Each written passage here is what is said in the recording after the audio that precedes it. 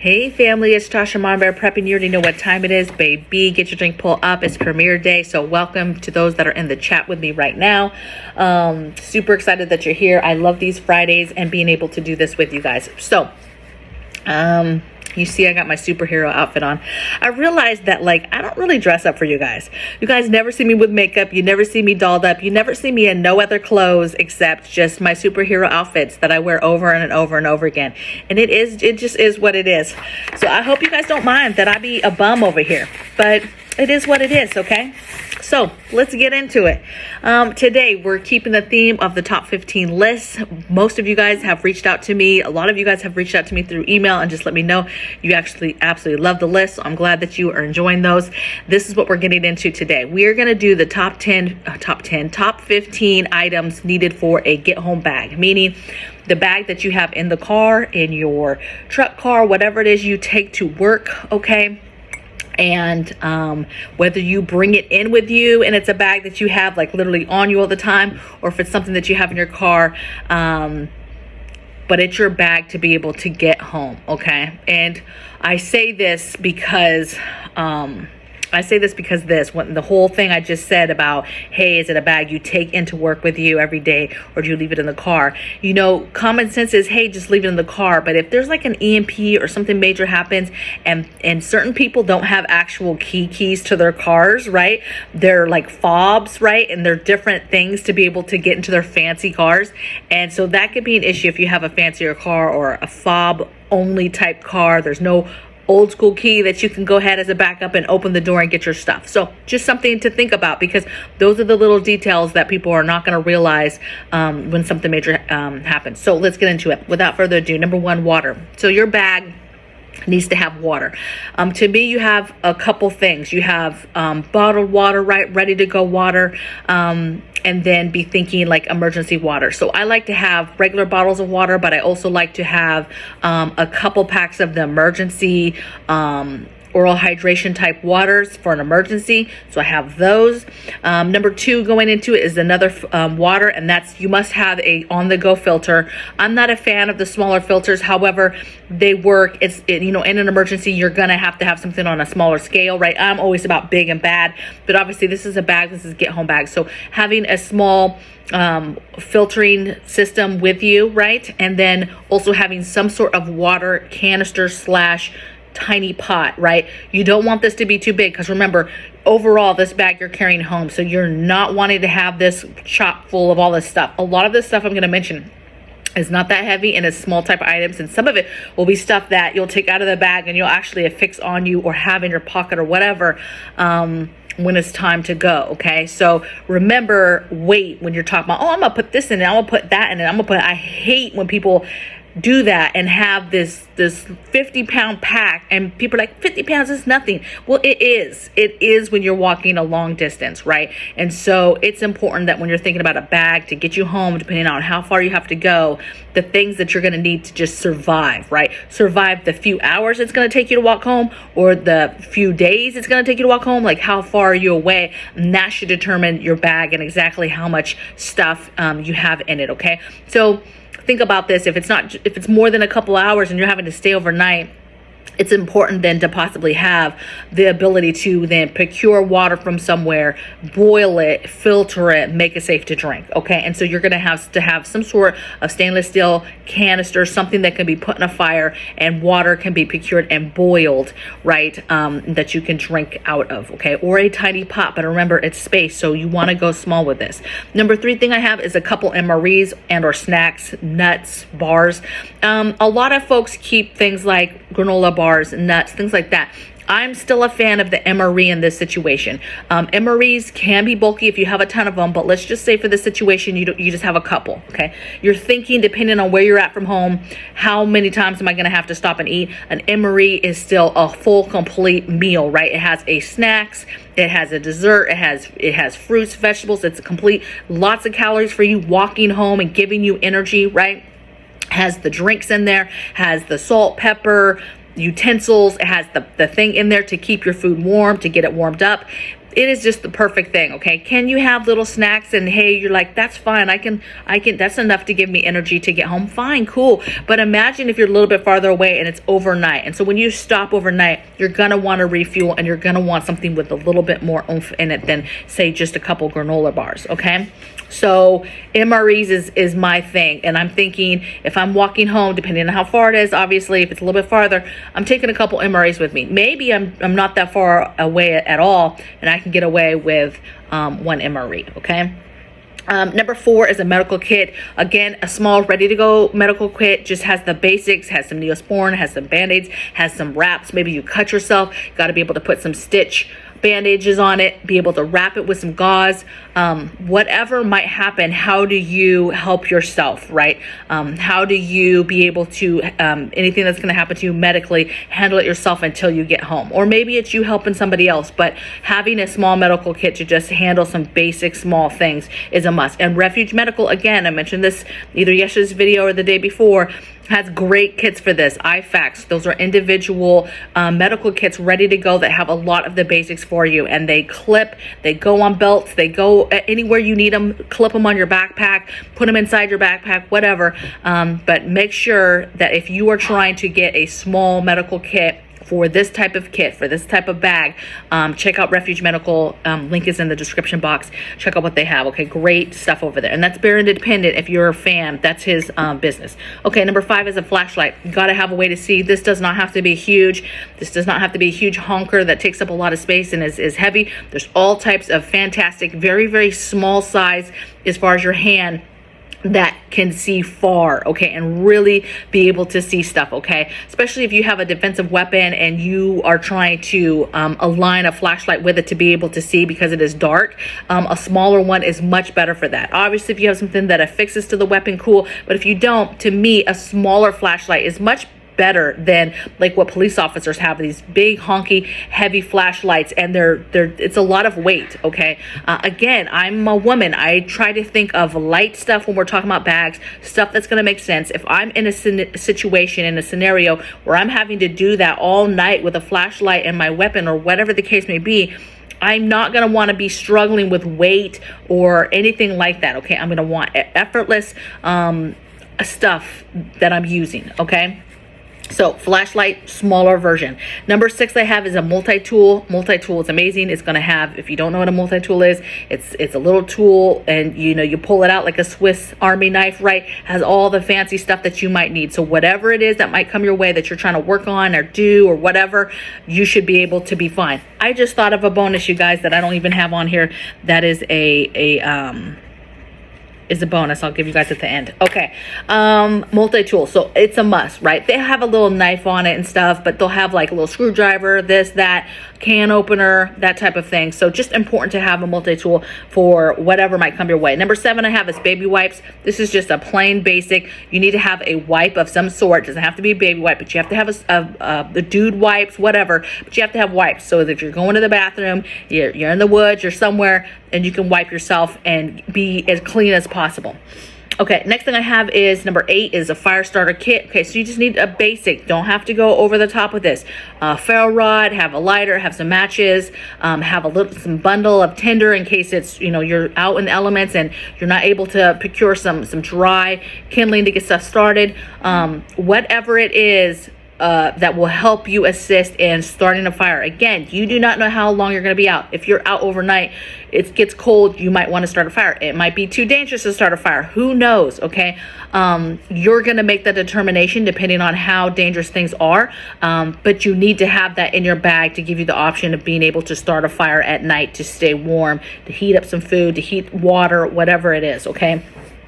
Keep animals away, whatever. Okay, next thing I have is a knife. You need a dedicated knife. I just said the multi-tool has a knife on it, but I'm talking about a dedicated knife, a knife that is sheathed, that is on your side, that you have for defense, for opening stuff, opening the MREs. You always had to have, the multi-tool will do,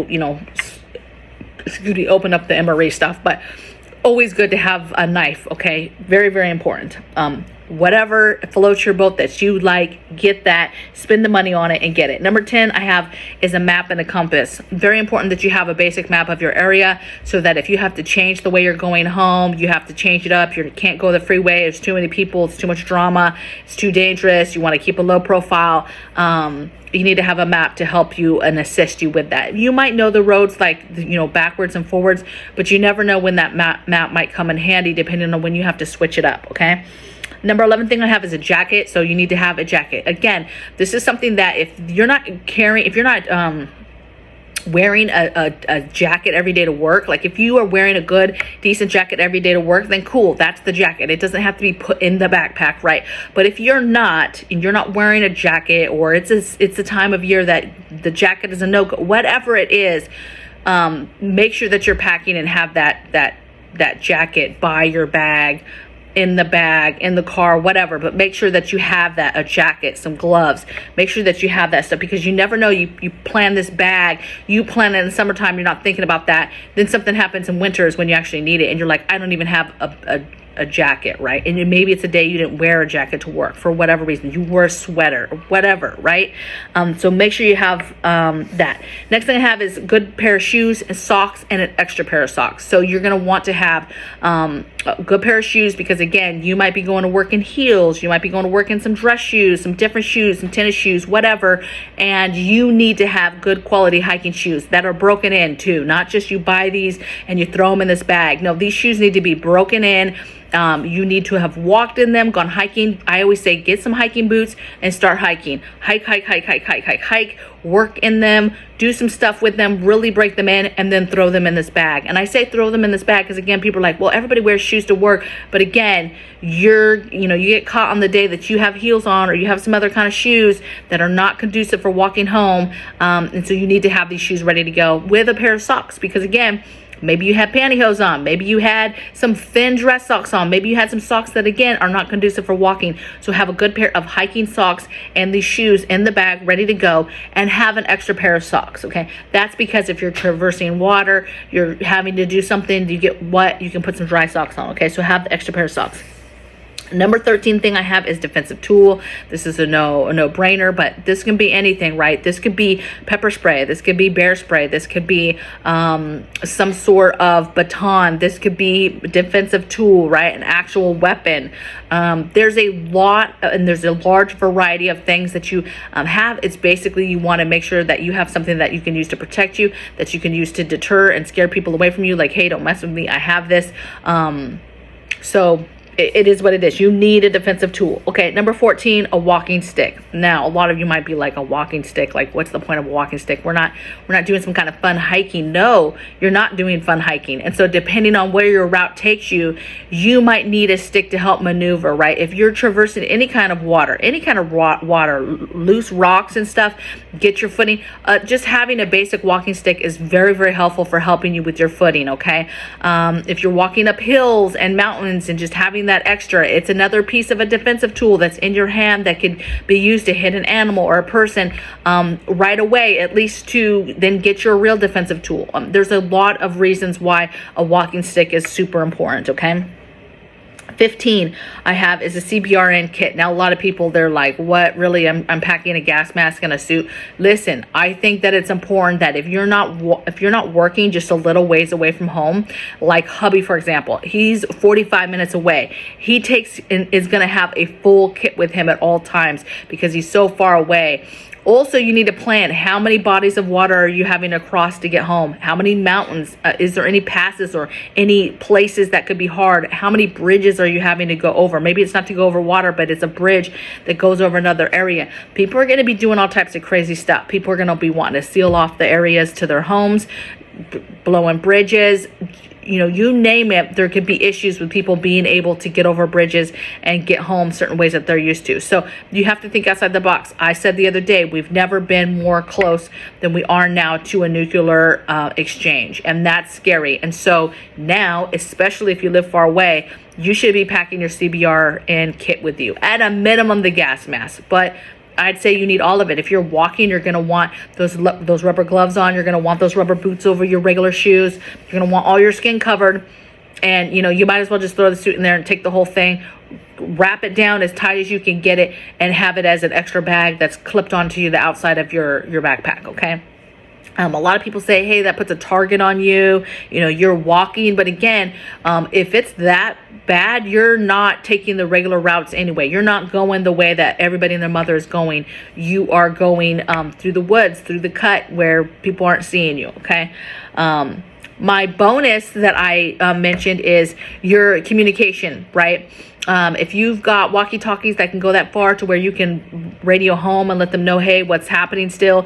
Maybe this is just a two-way, maybe this is just a AM FM radio, very basic handheld radio, so that as you walk home, you can listen and hear what is happening. You can hear whatever is being broadcast, whatever they're telling us is happening. You could be abreast of what's happening. If there's any kind of news about bridges being blown out or whatever, or do not come this way or whatever is being broadcasted, you are then getting and receiving on that little small handheld radio. So that's my bonus.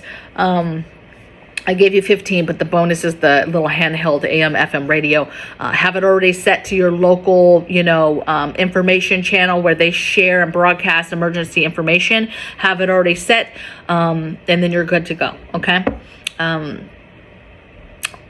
I don't know, you guys. I think that these lists are helpful to a lot of people. I hope that even if there's not a specific item on here, you are getting something's making your brain think about something else you wanted to get, reminding you about something you wanted to get, and then you go from there. Okay, so hopefully it's helpful. Hopefully you're getting something from it. Thank you for coming to the premiere today with me and hanging out with me. Hopefully, I'm sure you guys have been talking a lot in the chat right now and putting your 2 cents in, putting your add-ons, different stuff that you would put in your bag. Maybe you've had to use a get home bag before and you're like, when I got home, I realized this, and this I didn't even need. And I wish I had this, and this, right? You cannot just take these channels like here and say, oh, well, she said these are the 15 things, so that's the stuff I'm going to put in my bag. And you never think outside the box, because everybody's situation is going to be different. Your, you know, the climate that you might have to walk through might different. The amount of time it takes you to get home might change. I mean, you have a lot of folks that will be stranded because they simply cannot walk. They simply cannot walk home. So they're just stuck where they're at, okay? But if you think this through about your situation and plan it out, take that map and figure out right now how many bodies of water you'd have to cross, how many bridges, different ways that you could go that are away from where the common people are going to be walking up the freeways, right? If there's a freeway, something happens, those people are you know, walking up the freeway, right? If it's an EMP, obviously some of this stuff is not going to work, like that radio I just told you, right? It's not going to work possibly. But everybody and their mother is walking up the freeway. They don't know what's going on. They're just trying to get home and everybody's walking. But drama can ensue. There could not be drama, but drama could ensue because people start to panic and then they start to see people and what do you have? And maybe I can, you know, and just bad things are happening from jump because people are just assholes, right? So you've got to be ready for that. You've got to be ready for not taking the main route. What are those side routes you're going to be taking? What are those fields you can walk through, or the side of the road in the tree line you can walk through? I mean, other people are going to be thinking this as well, but you know, I'd venture that there are people like you that are just seriously trying to just get home safely and stay away from the drama and just make it on a path, okay? Figure it out. Figure out what you're going to need for your situation, how far you are away, and make your bag fit that situation. Okay. So I hope you guys are well. I hope you guys I hope you guys are about to have a good weekend. It is super, super sunny here. It's blue skies and it's like 17 degrees outside. It's super cold. It's super cold. And I feel bad because just saying that, knowing that there's people all across the country right now that are about to get hit with this snowstorm that we just went through, and all these other states, they got crazy weather happening and they're in the minus, right? And so, you don't have to remind me. I know you guys be in the chat like, it's minus 40 here today. You know, I get it. It's cold, right? Different layers of cold. So I'll see you guys next time. You guys take care, and I'll see you guys tomorrow for the last top 15 video. We'll see what it's going to be. Take care. Bye.